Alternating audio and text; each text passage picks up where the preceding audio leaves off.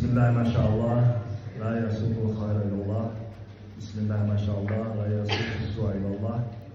Bismillah, Masya Allah, maka min nikmatin fa min Allah. Bismillah, Masya Allah, la hawla wa la quwwata illa billah. Allahumma salli wa sallim ala sayyidina Muhammad wa ala ali sayyidina Muhammad. Bapak-bapak, ibu-ibu, hormatul singkuring, alhamdulillah wa syukurillah, pada hari ini kita bisa berjumpa di tempat yang sangat mulia ini. Mohon maaf sebelum saya melanjutkan apa yang akan saya sampaikan. Kalau pakai bahasa Indonesia atau harus pakai bahasa Sunda, atau ada yang tidak bisa bahasa Sunda? Ada yang ya. Bahasa Indonesia lainnya atau mungkin bahasa Jawa. Ya, terima kasih. Ya, kita pakai bahasa Indonesia saja ya. Ya, terima kasih kepada Ketua Yayasan yang telah memberikan kesempatan kepada saya untuk berkenalan pada kesempatan ini. Insya Allah saya ada 2 kesempatan mungkin ya, sekarang sebagai perkenalan, yang kedua nanti dalam masa materi. Jadi materi tentang akhlak, kemudian tentang hikmah haji dan tentang bahasa percakapan kalau ada waktu ya, yang digunakan di Saudi Arabia. Ibu-ibu dan bapak-bapak yang sekalian, pada hari ini adalah kesempatannya untuk perkenalan. Ada di antaranya yang sudah kenal, itu ada kawan saya di pesantren Kang Toton ya, dari Gorobong, dari Balung Bungun. Nah, itu kawan seperjuangan dulu waktu di pesantren. Jadi nama saya tertera di sana Syihabuddin Kalyubi. Jadi Syihabuddin nama saya, Kalyubi nama bapak saya. Jadi saya itu berasal dari Sukaraja. Ayah di Sukaraja? Selain di Kang Toton, ayah di Sukaraja kan? Cibalong ya. Rumah saya di Sukaraja.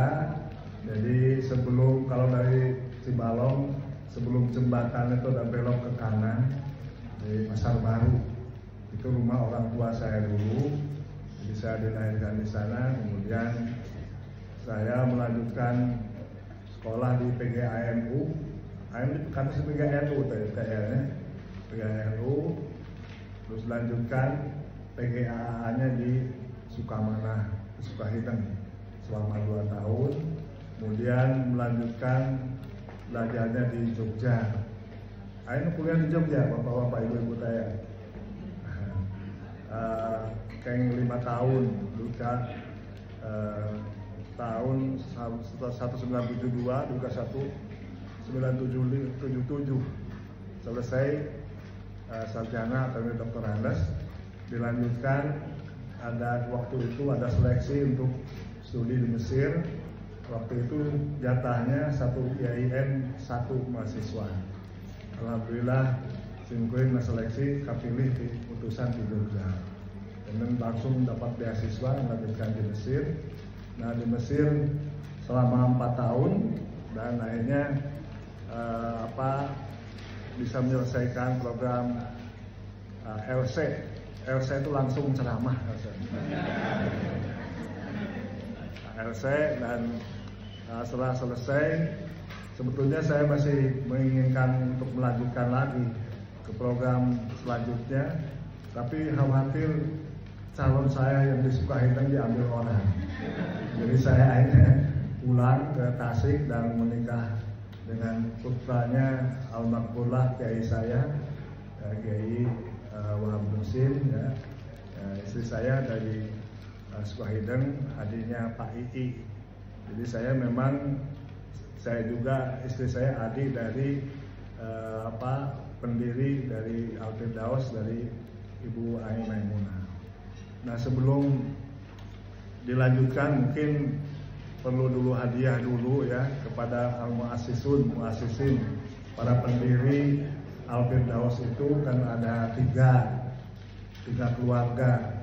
Yang pertama Bapak Almarhumah Dr. Haji Muhammad Satibi, ya, kemudian dengan istrinya Ibu Hajah Ai Maimunah. Kemudian yang kedua Bapak Ki Haji Oing Endami dengan istrinya Ibu Hajah Tati. Kemudian saya sendiri, saya Bening Kaliobi dengan istri saya Ibu Hajah Ai Titim Khotimah. Maka pada kesempatan ini saya mohon keikhlasan doa untuk para pendiri Al-Firdaus yang sudah meninggal dunia, yaitu Bapak Dr. Haji Muhammad Satibi, Ibu Hajah Ai Maimunah, kemudian Bapak Kiai Haji Ai Mondani, dan Ibu Hajah Tati, ya, Ibu Hajah Tati. Mudah-mudahan mendapatkan maghfirah Allah Subhanahu wa taala. Allahumma ighfir lahu warhamhu wa'afi wa'fu anhu. Al-Fatihah.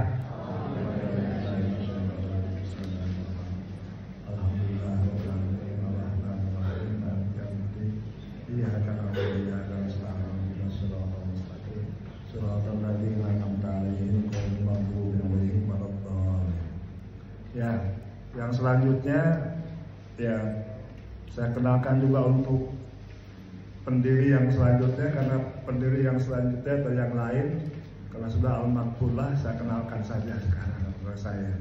Yaitu yang pertama pendiri itu tadi saya sebutkan Bapak Almarhumah Dr. Haji Muhammad Satibi dan Ibu Hajah Ai Maimunah. Jadi Ibu Hajah Ai Maimunah mah kakak ipar dan kakaknya pun bojo, katanya. Bapak Ahmad Satibi Muhammad Satibi putra Dr. Almarhumah Dr. Kiai Haji Satibi. Nah, Dr. Kiai Satibi teh doktornya kapungkur di Al Azhar, Dr. Honoris Causa. Dia sedang berada di Mekah, ya, karena kehebatan ilmunya sehingga mendapatkan anugerah Dr. Honoris Causa dari Mesir. Waktu itu waktu zaman Bung Karno mendapatkan sangat perhatian karena memang waktu itu dokter jarang atau belum ada. Jadi ditawari oleh almarhumah oleh Dr. Soekarno, ya, oleh Insinyur Soekarno, almarhumah itu mau apa? Akhirnya waktu itu beliau minta pesantren, didirikanlah pesantren, gitu kan. Nah, ini yang pelanjutnya itu adalah Dr. Muhammad Satibi, dan beliau menggagas untuk mengadakan bimbingan ini. Bapak Dr. Muhammad Satibi itu menurut informasi 11 tahun di Mekah. Jadi ikut sama orang tuanya tinggal di Mekah. Jadi sangat menghayati kehidupan di Mekah. Ya, kemudian Bapak Kiai Haji Oing Endani adalah kiai yang di Paseh. Sehari-harinya pengajian di mana-mana, ya, terutama yang ada di daerah Tasikmalaya. Yang kedua adalah saya sendiri, tadi sudah saya perkenalkan. Kemudian selanjutnya mungkin banyak yang tanya kenapa yayasan ini dinamakan Al-Firdaus, ya. Bagaimana diketahui bahwa Firdaus itu adalah nama surga tertinggi dan mulia di akhirat. Dalam bahasa Arab kan disebutkan al-ismu ya dulu ala musamma. Isim itu nama itu menunjukkan kepada apa yang dinamai. Di mana kan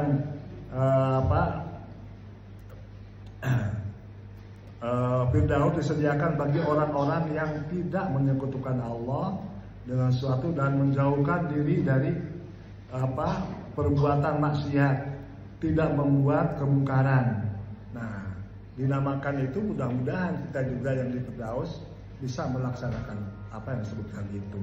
Sebagaimana dalam Al-Quran, A'udzubillahi minasyaitonirrajim, dalam surat Al-Kahfi ayat 107, Innal ladzina amanu wa amilus solihati kanat lahum jannatul firdausi nuzula.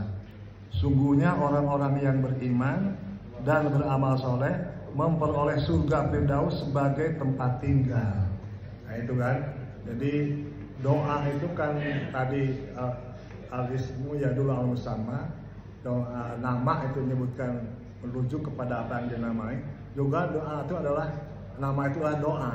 Makanya kita kan memberikan nama kepada anak itu ya harus yang baik-baik ya, karena doa itu adalah doa. Dulu ada di Sukaraja ya, yang nggak tahu ya, mungkin Bang Toton pernah mendengar atau tidak, di Sukaraja itu ada namanya Saiton itu dulu. Ada yang dari Sukaraja nggak mesti tahu ya kalau itu namanya Saiton, itu namanya ya. Ya mudah-mudahan dimaafkan. Mungkin ya orang tuanya tuh sering mendengar ada orang yang baca Quran, A'udzubillahi minasyaitonirrajim, pokoknya mah ini dari bahasa Arab namanya Syaiton. Tapi ya mudah-mudahan usah disebutkan karena sudah meninggal ya. Mudah-mudahan mendapatkan maghfirah Allah gitu kan. Nah ini kita nama kita, nama anak kita juga kan begitu ya. Jadi umpamanya nama-nama ibu, nama anak-anak ibu semuanya seperti itu. Gak usah saya sebutkan nama-nama anak saya ya, nanti kita promosi. Jadi nama itu adalah doa. Ini juga Al-Firdaus adalah doa. Mudah-mudahan dengan menamakan Al-Firdaus ini, semua jamaah haji Al-Firdaus itu masuk memang ke jannah surga Al-Firdaus. Nah itu ya, itu adalah tentang penamaan Al-Firdaus itu. Dan yang kedua yang kelanjutan tentang latar belakang pendirian. Kenapa Al-Firdaus didirikan? Ya karena memang saya termasuk pendiri dan dari awal mengikutinya. Ya jadi perlu bapak-bapak, ibu-ibu ketahui juga tentang sejarah pendirian Al-Firdaus. Jadi Al-Firdaus itu didirikan pada tahun 1990 ya. Walaupun sebetulnya sebelum itu sudah ada bimbingan-bimbingan, tapi bukan mengatasnamakan yayasan. Nah, mengenai yayasan yang mulai itu adalah tahun 1990. Apa yang melatar belakanginya? Yaitu yang pertama yang saya ketahui ya, karena diskusi di antara almarhumlah ya, Bapak Dr. Anas Muhammad Satibi, kemudian kakak saya juga Kiai Haji Oing Handani, kemudian saya sendiri. Ini sebetulnya KKN ya. Jadi semuanya itu adalah keluarga. Jadi Dr. Anas Muhammad Satibi adalah kakak ipar, per-IP-an kalau bahasa Jawa itu.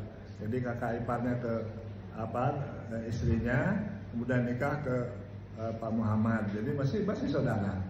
Kemudian kalau Kang Haji Oing adalah Kapi Raka ya, dari keturunan bapak saya. Bapak saya kan asalnya dari Kawalu, dari Pangpiran. Ada yang dari Pangpiran nggak? Nggak ada ya, itu. Nah, dari Tanjung Kang Oing, itu anak uak saya dari bapak. Jadi memang ini adalah KKN yang insya Allah yang positif ya, tidak yang semacam. Nah ini Pak Haji Muhammad itu tadi saya sebutkan, beliau itu 11 tahun di Mekah. Jadi beliau sangat memahami seluk-beluk tentang tradisi, tentang peribadahan yang ada di Mekah itu. Jadi berkeinginan sekali untuk memberikan informasi tentang apa saja yang dia ketahui tentang Mekah itu, gitu ya. Karena tentang tradisinya, gitu kan, tentang berbagai macam tentang peribadahan. Ya itu. Kemudian bagi saya disingkatnya saja, saya sendiri sebelum ke Indonesia itu ya, mudah-mudahan itu tidak termasuk ria, ini hanya menginformasikan saja ya. Jadi saya sebelum ke Indonesia waktu saya belajar di Mesir, saya belajar di Mesir kan 4 tahun ya. Jadi 3 tahun 3 ibadah haji dan 1 tahun liburan itu saya ke Eropa. Jadi 3 kali saya ke Arafah, sekali ke Eropa, jadi hampir sedekat-dekat itu ya. Nah, 3 kali ke hajian itu banyak sekali pelajaran yang bisa saya dapatkan. Karena saya walaupun waktu itu belum jadi pembimbing haji, waktu saya mahasiswa, saya sering begitu ke Mekah itu mendatangi ataupun mendekati, menjenguk jamaah haji dari Tasikmalaya, ya. Karena waktu pas 3 hari kali haji itu bukan hajian biasa, tapi saya termasuk tenaga musiman sebagai mahasiswa Jadi saya tengah musim 3 sekaliannya itu ada di Madinah. Nah, jadi waktu pas melihat jamaah haji itu ya, banyak sekali jamaah haji waktu itu yang saya amati, yang di dalam pelaksanaan hajinya itu banyak yang tidak sempurna atau rukun dan wajibnya itu ya banyak yang tidak dilaksanakan. Dan malah pernah saya tanya, ada jamaah dari Tasik yang tanya waktu itu, menanyakan, Pak, kalau sofa itu mana, marwah itu mana? Loh Bapak, kapan nih sebetulnya jamaah haji yang kapan mau pulangnya? Saya besok mau pulang. Aduh, besok mau pulang kok baru tanya sofa dan marwah, ada bagaimana yang lainnya? Nah ini kan, hal yang seperti ini yang menggugah saya dan kakak saya ya untuk mendirikan bimbingan haji itu. Karena banyak sekali di lapangan itu dilihat seperti itu. Ya, apalagi kan sekarang kan untuk menjadi jamaah haji itu kan seleksinya sangat ketat karena dengan waktu yang urutannya yang begitu lama. Ya, dulu saja yang seperti itu saya merasakan lebar gitu ya. Apalagi kalau sekarang kalau ada seperti itu, makanya inilah yang mendorong kami untuk mendirikan yayasan. Demikian juga Pak Haji Oing ya, dia berkeliling adakan pengajian, banyak ditanyakan tentang manasik haji dan sebagainya.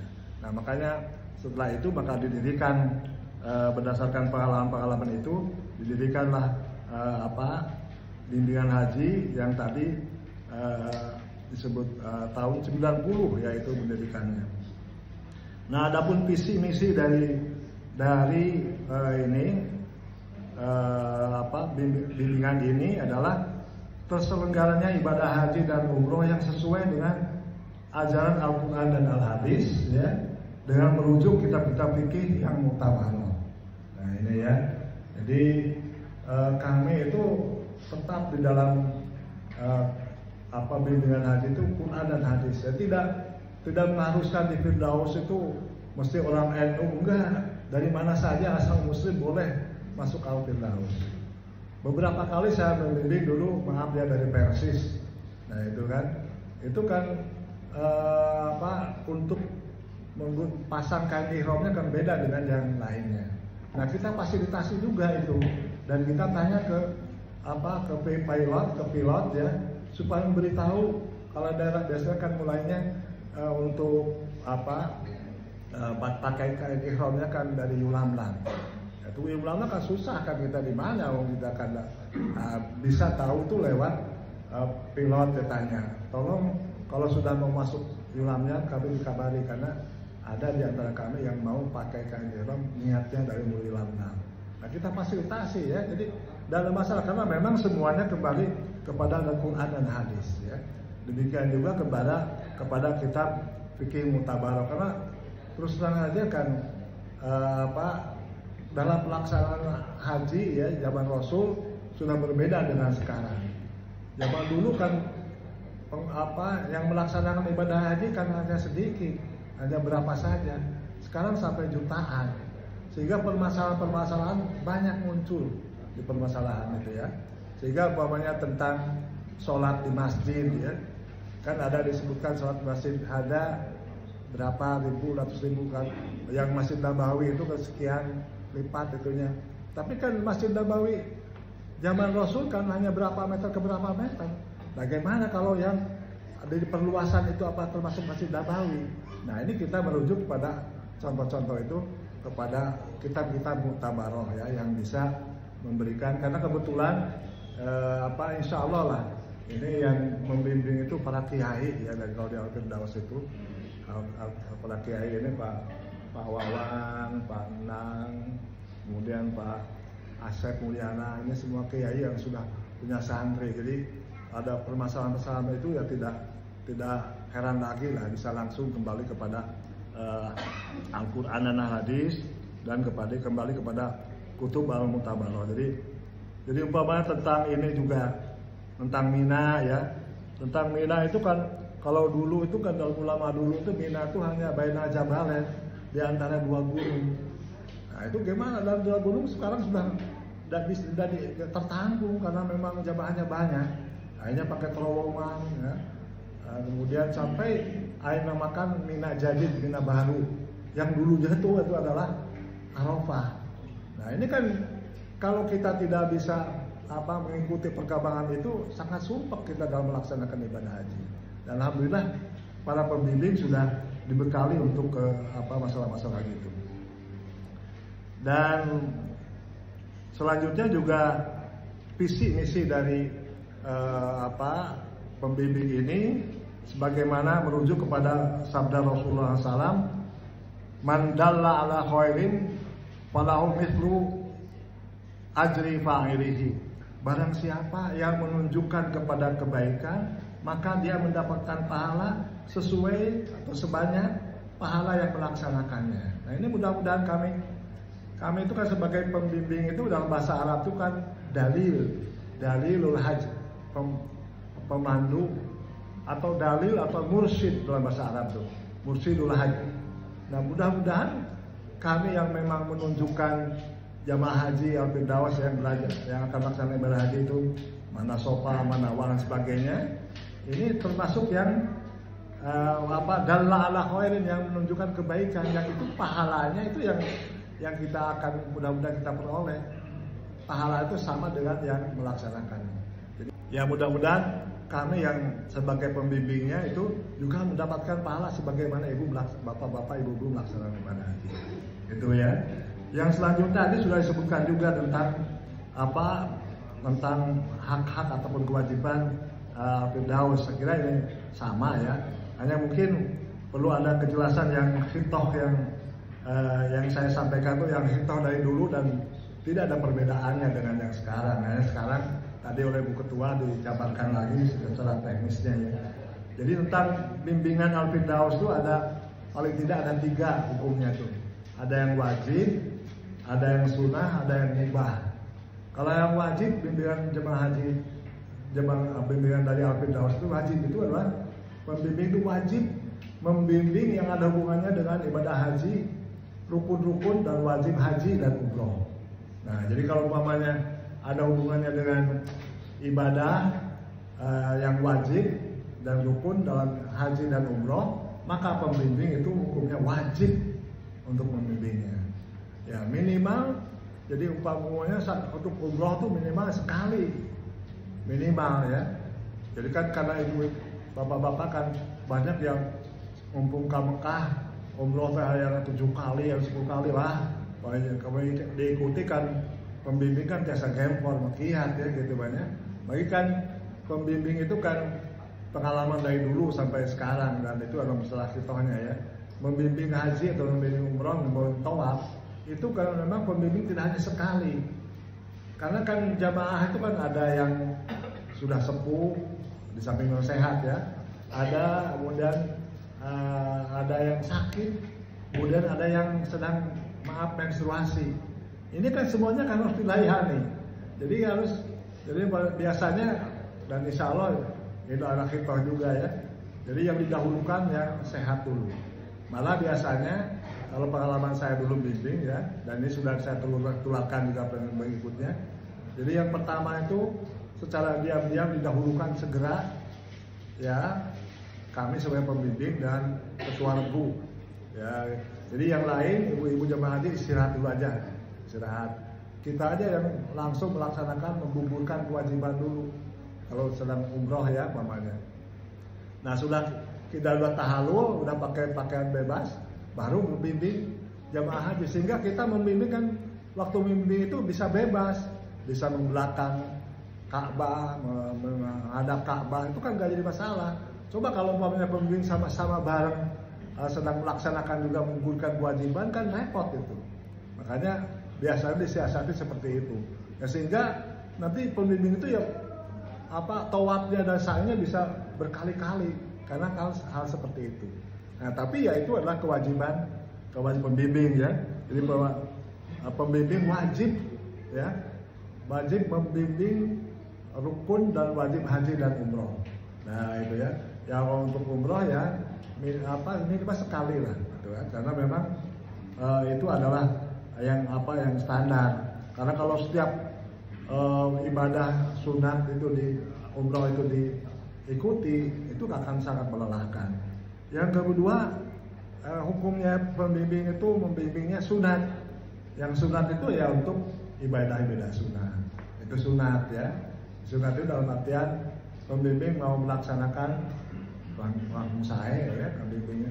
Kalau enggak ya enggak apa-apa, itu harus dimaklumi. Umpamanya kan ada jemaah haji, wah mau ini Pak Haji ingin dibimbing mau sholat malam ataupun tahajud gitu kan. Nah itu terserahlah bagaimana kesepakatan dari pembimbing, karena kan pembimbing kan ada juga kalau umpamanya semuanya bareng ya enggak apa-apa. Kalau umpamanya ada seorang dua orang yang ini kan bagaimana jamaah haji yang ada di maktab kan perlu dibimbing juga. Nah itu kan makanya itu sunnah. Jadi pembimbing bisa membimbing ya untuk umpamanya mau sholatul lail di masjid itu, di Masjidil Haram boleh, tidak membimbing pun ya tidak apa-apa, dan itu harus dimaklumi. Nah itu yang sunnah. Ada lagi yang pembimbing itu membimbingnya hukumnya mubah. Kalau yang mubah itu umpamanya ibu-ibu yang diantar ke pasar yang banyak, katanya mubah itu mah. Kalau pembimbing mereka pembimbing mangga, katanya. Dan bimbing ya udah apa-apa, jangan disalahkan ya. Kalau mau coba pembimbing, jangan mau bimbing yang balanya, itu akan diperhatikan. Yang gitu, yang mubah itu bukan merupakan keharusan untuk pembimbing. Pembimbing mau melaksanakannya boleh, tidak pun jangan disalahkan. Jadi gitu ya, harus diperhatikan. Dalam bimbingan tadi ada yang wajib, ya, ada yang sunat, ada yang mubah. Yang wajib ya, berkaitan dengan ibadah yang rukun dan wajib haji dan umroh, itu wajib dilaksanakan ya oleh pembimbing. Kalau yang sunat untuk ibadah-ibadah sunat, yang lihat situasi dan kondisi. Kalau umpamanya jamaah haji yang kebanyakan sehat-sehat, udah istirahat ya. Nah, kemudian ngajak umpamanya sholat lail ataupun ibadah Masjidil Haram, dalam keadaan seperti itu boleh saja. Tapi kalau umpamanya ternyata jamaah haji banyak yang sakit kan, ingin diantar ke kesehatan, puskesmas dan sebagainya, mungkin mendahulukan mengantarkan jamaah haji yang sakit itu daripada mengantar yang tentunya mau sholat malam. Ini ya supaya bisa dipahami gambaran-gambaran seperti itu. Ya, kemudian selanjutnya ini sebetulnya hanya perkenalan saja karena nanti materi itu ada di lain ya. Tadi sudah sebutkan juga, tapi saya istilahnya karakteristik dari kelompok bimbingan ibadah haji dan umroh Al-Firdaus. Karakteristiknya yang pertama, jamaah haji tadi sudah disebutkan merupakan kemuliaan ya.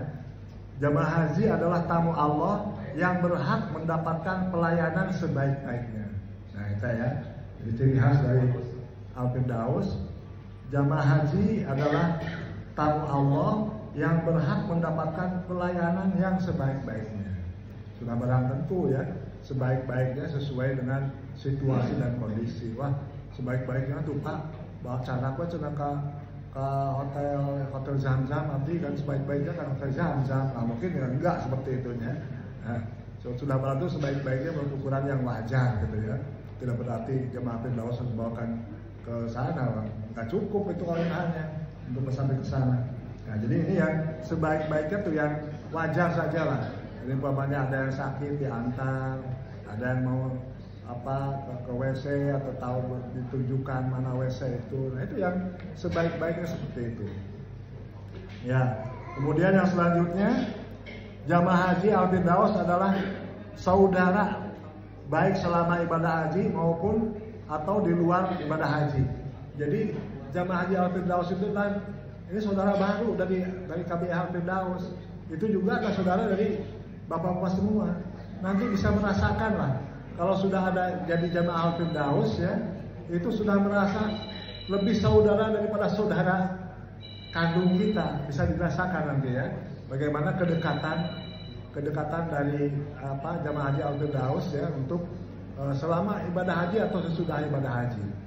Ya, karena memang Al-Firdaus melandaskan hal ini kepada sabda Rasulullah SAW, seorang muslim adalah saudara bagi muslim lainnya.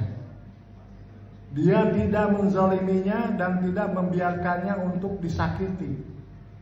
Ya, gitu ya. Kemudian siapa yang membantu kebutuhan saudaranya, maka Allah akan membantu kebutuhannya. Nah, ini yang perlu ditanamkan di dalam Al-Firdaus ya. Jadi memang sudah menjadi saudara. Jadi nanti saling membantu lah. Termasuk dulu tuh kalau saya membimbing kan masih rosok ya, masih kuat gitu kan. Membimbing itu sampai kalau ada nenek-nenek, ada nenek istri dari sepuh dehnya. Nah, biasanya kan ya tuh balanya kan hayang sagala dipesernya. Nah, dipes pada asupun kana koper hese. Kumaha asupun kana koper tah eta biasanya tugas simkuring nya kumaha meresanana supaya bisa lebet kana koper gitu ya.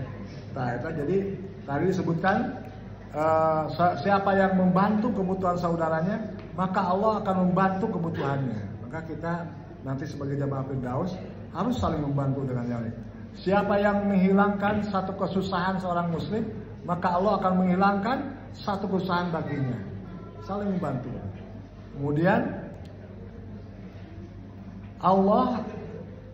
maka Allah akan menghilangkan satu kesusahan baginya dan kesusahan-kesusahan hari kiamat. Dan siapa yang menutupi aib seorang muslim, maka Allah akan menutupi aib pada hari kiamat. Saling tutupilah gitu ya. Kalau saudara-saudara, ini yang paling peryoginya, jangan sampai kita maaf ya, dan mudah-mudahan tidak terjadi. Jangan sampai di jamaah haji Al-Firdaus saling menceritakan aib kita waktu ibadah haji.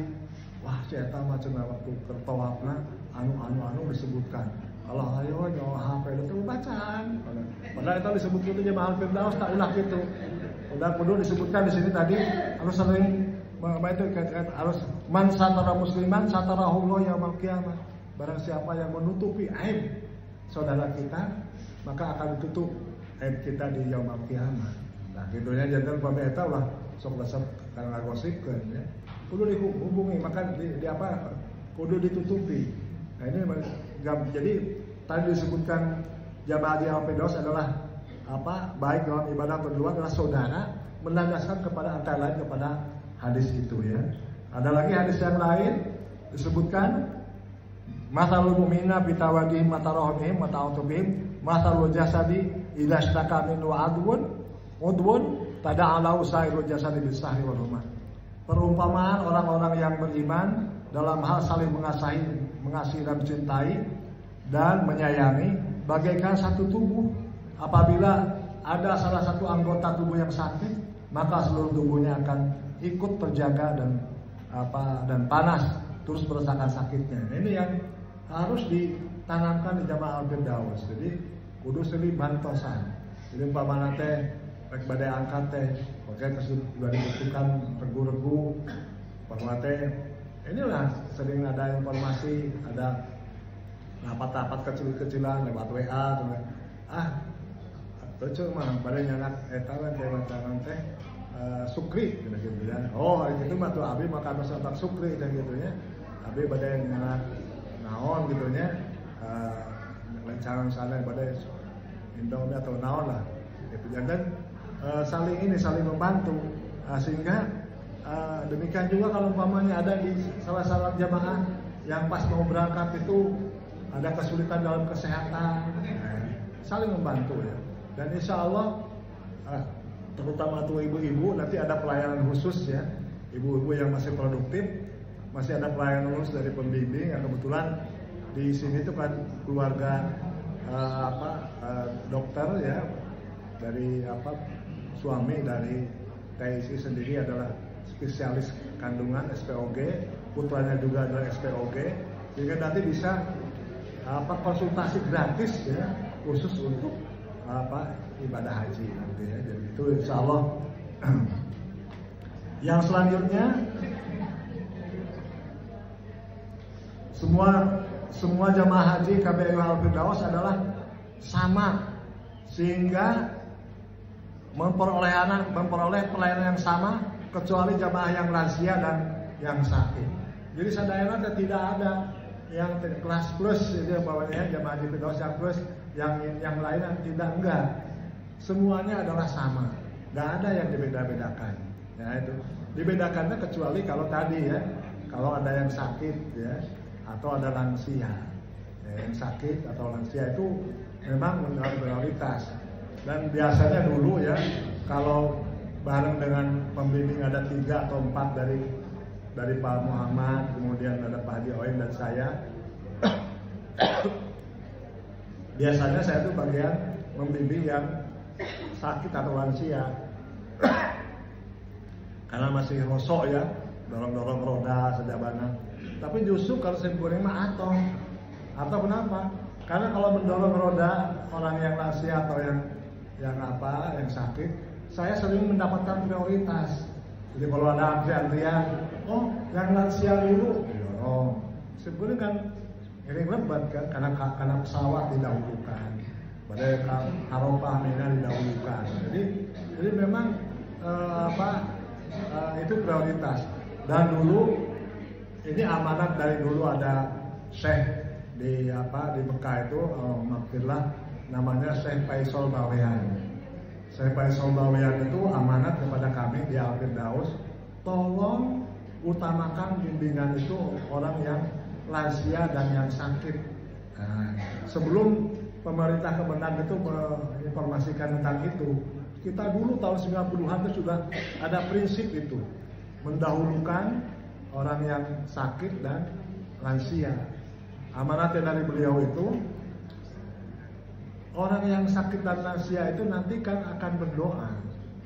Nah, doanya itu akan lebih dijabah daripada orang-orang yang sehat-sehat. Nah, itulah makanya bisanya Al-Firdaus alhamdulillah sampai sekarang, antara lain ada doanya yang sakit dan yang lansia itu. Nah, pernah saya membimbing yang sudah lansia, sakit lagi ya, dari daerah Cibalong. Ayo Cibalong teh namanya. Dapat namanya teh. Tanya teh di briefing kusim kuring tuh, ibu, pokoknya ibu jangan kemana-mana, ikuti perintah saya. Kalau umpamanya pas waktu tawaf, karena kalau tawaf itu kan nanti kalau pas ada adhan itu harus berhenti. Nah ibu jangan kemana-mana, sini aja ya. Nah gitu ya. Terus hari tate memang ada, kami tadinya kan saling lah menghidupkan juga mukimin yang ada di sana. Jadi memberikan lahan kepada mukimin juga untuk bisa mendorong sehingga kan dapatkan upah. Nah waktu itu hanya didorong oleh mukimin. Nah dorong mukimin ternyata banyak polisi-polisi yang berpakaian biasa ya, tidak pakai pakaian ini. Dia tuh lain intel di sana. Karena di sana kan tidak boleh untuk tawaf, untuk sa'i itu dikomersilkan, tidak boleh, kecuali roda-roda yang memang disediakan oleh Masjidil Haram. Ini kan dibawa dari maktab, dibawa oleh si akang yang mukimin itu, dibawa, kemudian sudah mencurigai gelagatnya, ini mesti mukimin, udah tahu kan, mungkin dari ngomongnya atau apa. Akhirnya kan akhirnya langsung ditewak, kita ditanya, memang dia mukimin. Akhirnya apa celakaannya kan si ibu-ibu tadi yang ini ibu-ibu sepuh dehnya, kata ucap aneh na kursi kieunya pas atas netepan ngirim tepan teu ka mana-mana kursi guring di omat-omat ulah ka mana-mana. Kursi guring mau mengamati dari kejauhan. Aduh itu kumaha cici ibu tuh ucap-ucapan terang si eta teh nu ngantena eta ditewak ku polisi. Duh kumaha ya. Jadi itu udah pas di briefing, udah ulah kemana-mana teh ya. Akhirnya tetap kepaksa, memang dipaksakan si Buri menyelamatkan. Akhirnya langsung didorong si Buri. Begitu didorong, baru aja berapa langkah, tewak lagi ke polisi si Buri. Wah ini mesti mukimin, bukan, kalau ini tuh dilihatkannya, tetap ya. Ini kamu ngomong bahasa Arab ini mesti mukimin. Dikiranya si Buri lancar bahasa Arab itu mukimin. Akhirnya terus diinterogasi lama dicana ke ruangan security, dari security langsung digunting rambut, swot, aduh kita kumaha aja, ada wirang ke jamaah haji ninggalin dia tanya, tapi security lah tereh akal, langsung we sampai ka ditu sampai ka nonton ka tempat ka maktab da ieu heula sebelum teh ka tukang cukur heula pangkerokeun dikerok gitu. Geus kerok gitu terus naik ke simpulin teh nangguan anak si ibu-ibu nunggu sebakajam dalam kursi dari kanunya. Boleh dorong terus sampai langsung ke maktab. Sudah ke maktab, Pak Haji hebatnya, cenah eta tahalulnya dikerok. Hebat beriseureus simpulin. Padahal simpulin teh guntingan mus askal, wow, balik guntingannya sangeunana, wow, beriseureus kenapa? Nah, gitu ya. Jadi memang yang resikonya pembimbing seperti itu. Jadi memang ibu-ibu kalau mama sudah ditentukan oleh pembimbing, tinggal duduk di sini, jangan kemana-mana atau leon. Barangkali ya kayak gitu aja, tetap akan bimbingan, karena perang Uhud dan dikutuk ya karena memang nggak taat kepada Nabi. Ini juga di bimbingan kalau nggak taat itu jadi repot. Jadi kan biasanya kan nanti kalau sudah selesai, kalau memang sudah selesai, tunggu di pintu nomor berapa, gitu ya. Itu disebutkan kan, kalau ini Masjidil Haram, apa di Masjid Nabawi, ikuti itu perintah itu. Saya haji, jamaah haji ya hilang, gak ada di pintu itu. Halnya kan, karena memang waktu pembimbingnya ada 3 atau 2, suruh pembimbing yang lain jamaah haji pulang, tinggal saya yang nunggu sambil mencari jamaah haji yang tadi yang cari itu.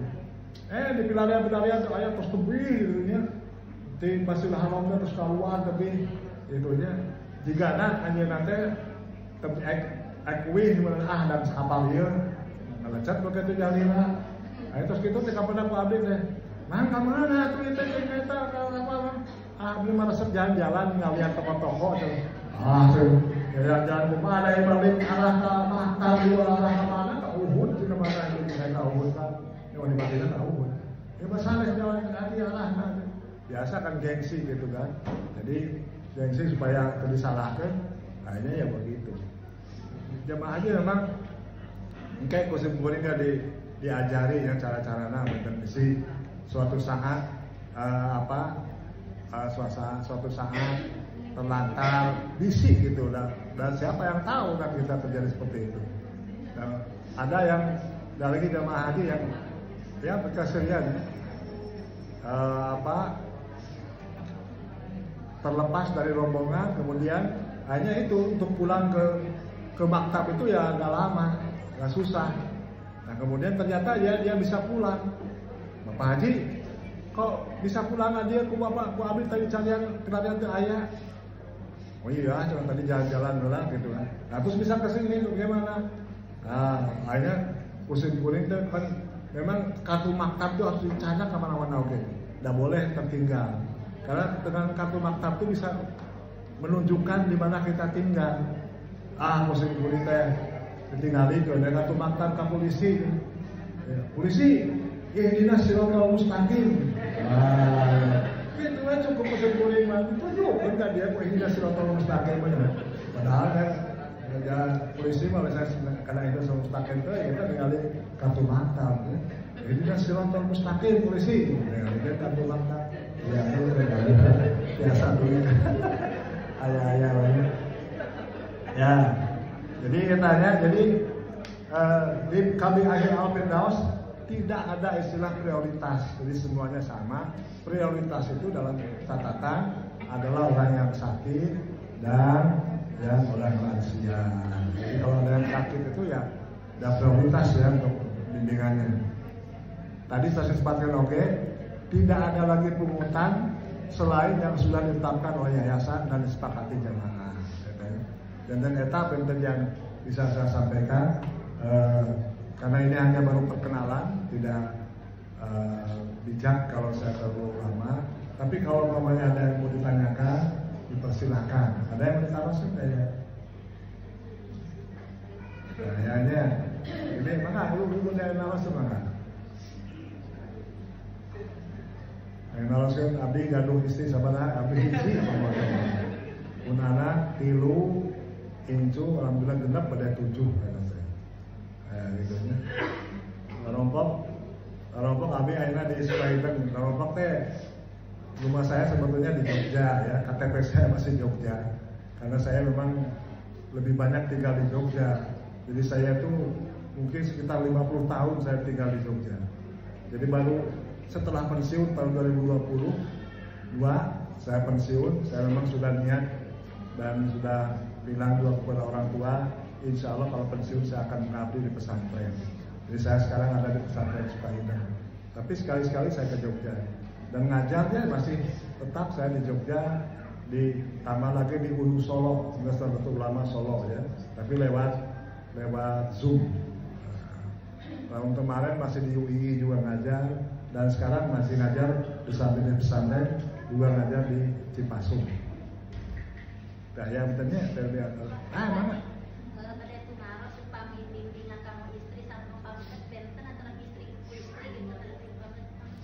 Memang idealnya kayak gitu ya, pemimpin istri ku istri, pabagat, pamegat ya.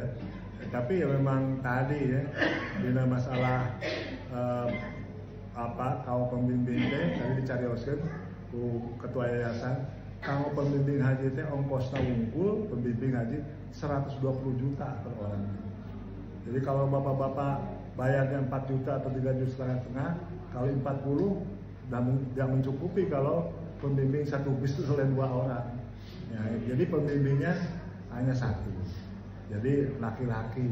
Tapi laki-laki itu nanti kan di sini bisa dibriefing. Sok biasanya bahasa Jawa dilalai. Sok aya kalau sampai aya kantos ibadah haji atau kantos umroh.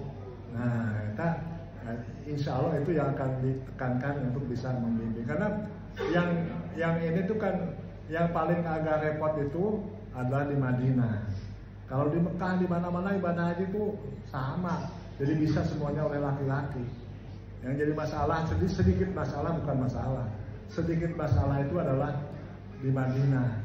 Karena memang di Madinah itu dipisahkan antara laki-laki dan perempuan. Tapi gak ada masalah. Di sana kan sudah kalau mamanya mau ke Raudhah sudah dikasih jalan-jalannya kan di sana. Dan nanti pembimbing akan menunggu di luar di pintu yang sudah disepakati, itu ya. Karena memang tadi ya, jadi kendalanya memang masalah ongkos. Upami idealnya memang ada pembimbing laki-laki atau pembimbing perempuan. Tapi tadi satu pembimbing itu sampai seperti jamaah haji. Pembimbing mah karena kan pembimbing kan di luar kuota, itu antrian berapa 40 juta atau berapa. Kalau pembimbing kan di luar itu, sehingga bayarnya seperti ONH plus. Kalau pembimbing 120 juta langsung seorang. Nah, jadi memang ya. Tapi nggak ada masalah karena memang yang sedikit ada masalah itu di Madinah.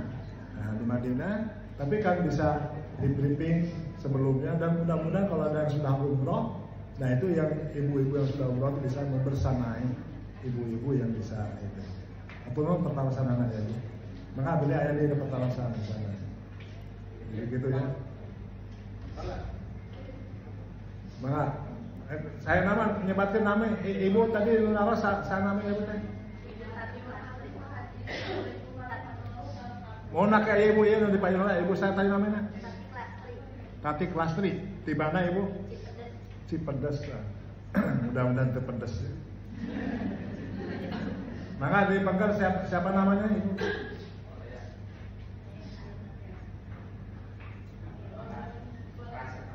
Uping. Terima kasih Pak Haji atas waktunya. Saya ingin bertanya untuk nanti kan ada yang dinamakan dam, ya. Nah, dam itu kesalahan apa saja yang dilakukan ketika jamaah haji di sana seperti itu, pembayarannya seperti apa? Ya. Terima kasih. Assalamualaikum. Ya, terima kasih. Dan semacam denda, insya Allah nanti ada babnya ya. Pembimbing akan menjelaskan karena ini panjang sekali bahasan tentang dam itu. Ibadah apa saja yang bisa kena dam itu ada nanti penjelasannya panjang lebar. Tapi yang menjadi masalah nanti kalau untuk yang pembayaran dam itu biasanya dikolektifkan, jadi bareng dengan yang lainnya, ya. Gitu ya. Jadi nanti ada dikolektifkan. Dan nanti biasanya pengalaman yang lalu ya untuk membayar dam itu setelah dikolektifkan ya nanti kita melihat langsung penyembelihan hewan dam itu, sehingga ini adalah untuk bentuk rekreasi sendiri ya, mengali bagaimana onta itu disembelih, sehingga memang orang kita dam itu memang Aina yakin melihat langsung apa yang dibayarkan kita itu memang benar-benar disembelih gitu ya. Nah, adapun nanti tentang apa saja yang kena dam sudah barang nanti ada penjelasannya ya, yang supaya panjang lebar tuh apa masalah fikih nanti ada yang lain. Tapi yang jelas di dalam pembayarannya damnya itu nanti dikolektifkan. Jadi oleh karom itu dikumpulkan, dilihat itu kan mungkin ada berbeda-beda harganya dari tahun ke tahun. Nanti berapa gitu harganya. Nah, nanti saya tentukan sepakati harganya. Ada biasanya kan tanya dulu pembimbing itu informasinya tentang harga itu berapa. Syukurlah pembimbing bisa langsung datang ke pasar hewan. Biasanya kalau saya dulu gitu, datang ke pasar hewan dulu tanya sudah ada harga sekian, baru diinformasikan.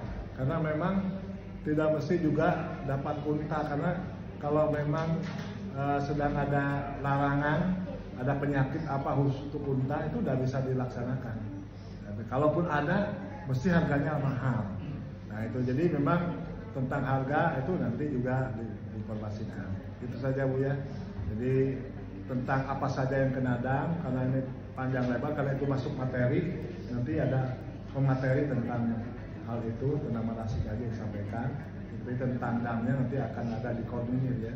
Jadi di luar uang bimbingan yang berapa 4 juta atau berapa, di luar itu kalau untuk dam itu ada lagi. Karena nanti kan ada biasanya nanti diinformasikan juga ya, ada yang untuk dam kalau memang nanti kena dam. Kali-kali kalau umpamanya kalau ada jemaah haji yang ifrad kan nggak kena dam, jadi nggak usah mengumpulkan uang. Nah, tapi yang selain itu kan kena dam. Nah itu, jadi itu mungkin insya Allah nanti akan ada penjelasan dalam kitab fikih. Maka ada lagi yang lain yang akan menanyakan. Atau mana? Saya kena ngadeg ngamina saha. Assalamualaikum warahmatullahi wabarakatuh. Waalaikumsalam. Kan? Namina heula lah. Bu Tati. Mohon. Dina celah-celah waktu luang anu untuk pada sekarang gitu, pada waktu new ajar atas yang jamaah sana.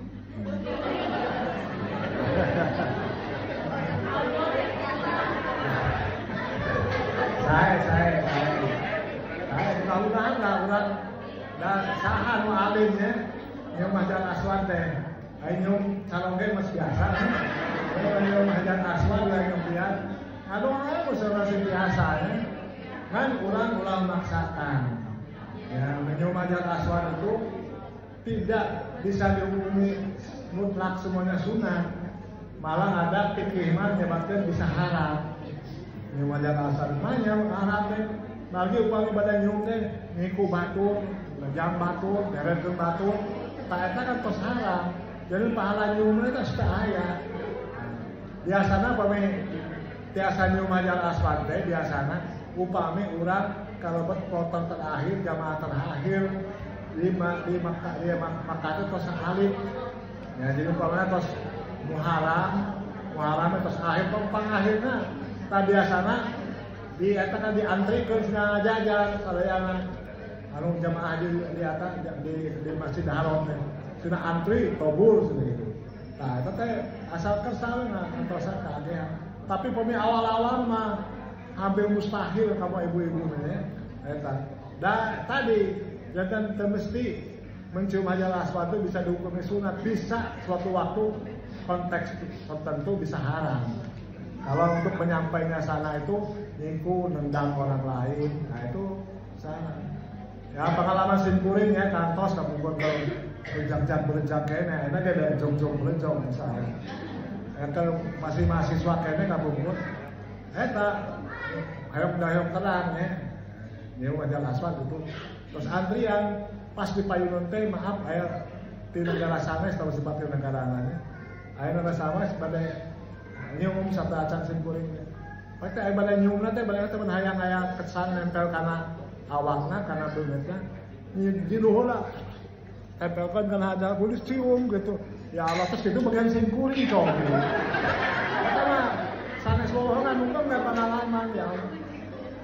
Abi teh emut karena cara Ustaz Umar bin Khattab ya.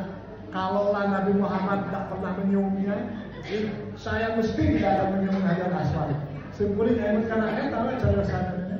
Akhirnya lapor mesin simkuringnya ya Allah. Katanya pernah kalau kata Rasulullah we pernah nyium di dieu.